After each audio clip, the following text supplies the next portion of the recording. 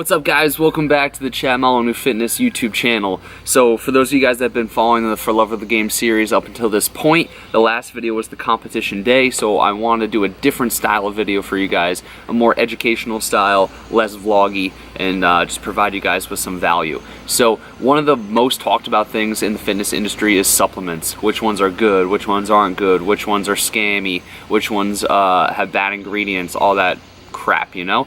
So I want to just kind of clear up supplements in general, which ones I believe in, do supplements work, should you be using supplements, and all that good stuff. So let's get right into it.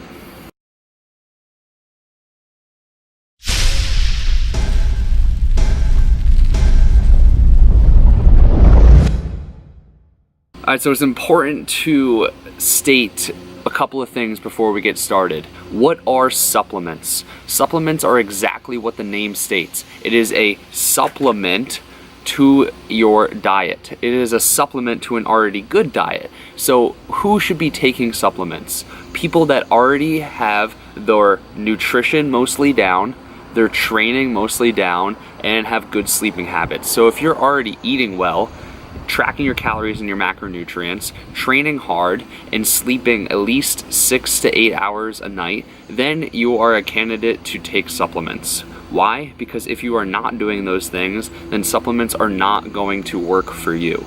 It's also important to state that even if you are doing all those things right, eating right, training right, sleeping right, and taking supplements, the supplement is only going to have a very minor increase to making gains. The thing that is going to make you the most gains, like I say before, is sleeping right, eating right, and training right.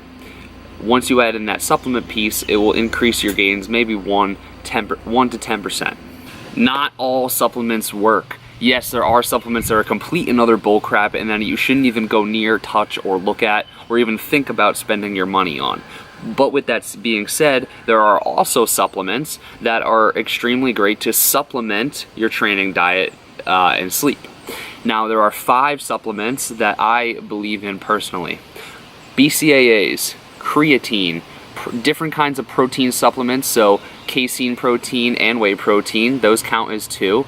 And then, finally, we have stimulants, so pre-workouts and stuff like that. So let's dive into each of the 5 that I just stated. So first, let's go over the supplement creatine.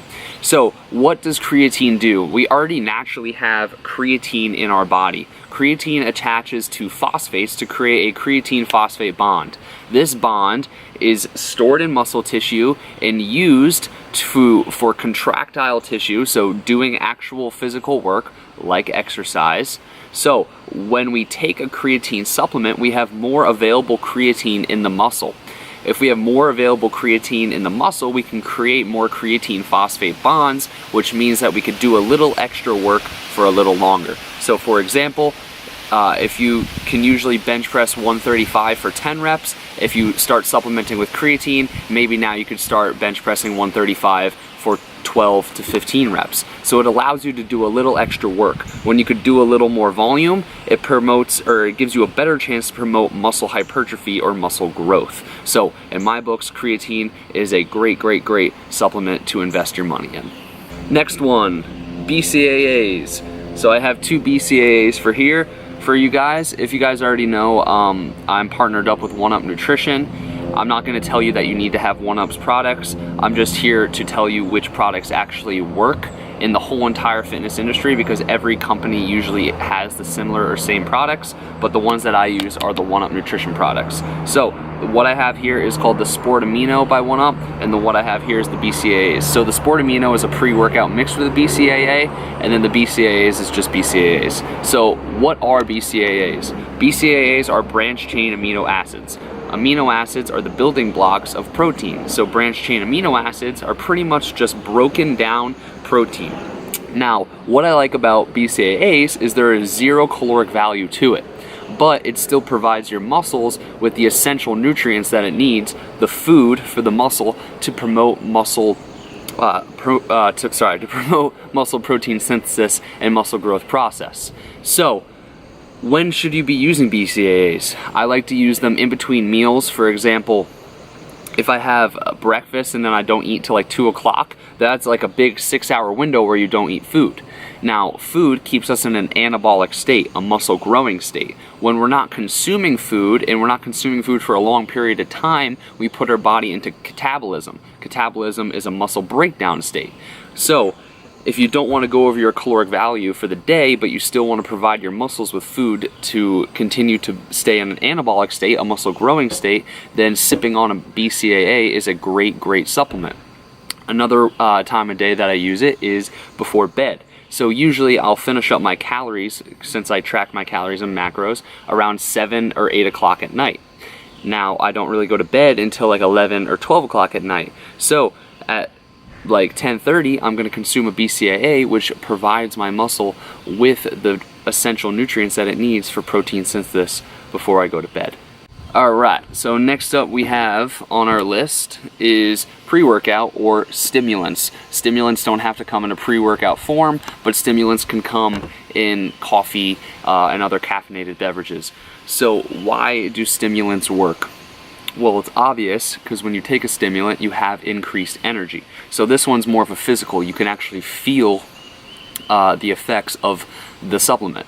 So that's how you know it works. But what stimulants do for you is just like a creatine, it provides you with a little more energy to do a little more work. So if we have more energy, we could do more work, we could do more volume, and volume is the #1 indicator or #1 factor to muscle growth. The more volume that we could do, the more hypertrophy we can promote, the more chance we have, if we're recovering well and we're eating right, to actually build muscle tissue. So stimulants, pre-workout, definitely a good thing to invest in. So the final supplement that I work, we're actually going to break these ones down into 2 categories. Protein, or actually we could break them down into 3. Protein infused foods, protein as a powder, and we're going to break down the powder into 2 different, or we could actually break them down into 3 different types, but we'll go into that in a minute. So first I want to talk about protein infused foods. So right here I have 3 examples for you guys. I have protein infused coffee, protein infused peanut butter powder, and protein infused cereal. So what is it that is so good about protein infused foods? One, if you can't hit your protein goals for the day, then having protein infused foods, obviously you're going to be able to hit that number easy. Now, I need to consume 195 grams of protein a day, which is 1 gram per 1 pound of body weight, and that is pretty much the gold standard rule to how much protein you can consume, or should consume, and that's pretty freaking hard to do. That would be a lot of chicken, and honestly, chicken doesn't taste that good. So another thing that is good about protein-infused foods is it tastes good, and it also has tons of protein. And usually foods that are protein infused also have good macronutrients. So this is considered a peanut butter, and for those of you guys that know anything about peanut butter, it's very calorically dense and has lots of grams of fat. Now usually in a peanut butter, it's about 8 grams of fat per 1 tablespoon. Now with this, you can use 3 tablespoons and it's only 1.5 grams of fat, and still has more protein than actual peanut butter, and tastes better too. So the 3 things that I like about protein infused foods: they taste good, they have great macronutrients, and they have tons and tons of protein to help you reach your goals a little bit better. So once again, another good thing to invest in. Alright, next up, protein powders. So we're going to break these down into 3 separate categories, but first I'll just go over what I like about protein powders. It's actually very similar to protein infused foods. Tastes good, has tons of extra protein so that you can actually hit your goals, and it has limited calories and low fat, no carb, pretty much. So great macros, low calorie, tastes good, helps you hit your protein goals for the day. Now let's break down into 3 different categories of protein. You have hydrolyzed whey, and you also have whey, and then you also have casein. So first we'll talk about the hydrolyzed whey. Hydrolyzed whey is the purest form of whey protein, and it actually breaks down and gets absorbed into the muscle tissue the fastest out of any protein. So when you're looking for a whey protein to take that you want to take immediately after you work out, hydrolyzed whey protein is your best bet. Now, follow that up with whey protein is the second fastest absorbing, which is still extremely fast, but still not as fast as hydrolyzed. So this one right here, the one from 1UP that I use, is has whey protein and hydrolyzed whey. So whey proteins and hydrolyzed whey proteins are the fastest absorbing whey proteins and the best to take immediately post-workout. Now the other one that I wanted to talk about was a casein protein. I don't have any casein protein here with me, but it is the slow absorbing protein. So good times to take a casein is if you're somebody that does intermittent fasting, you could take a casein protein and still be in your fast first thing in the morning. Still gives you a little bit of protein, slower digesting so that it will last while you're fasting.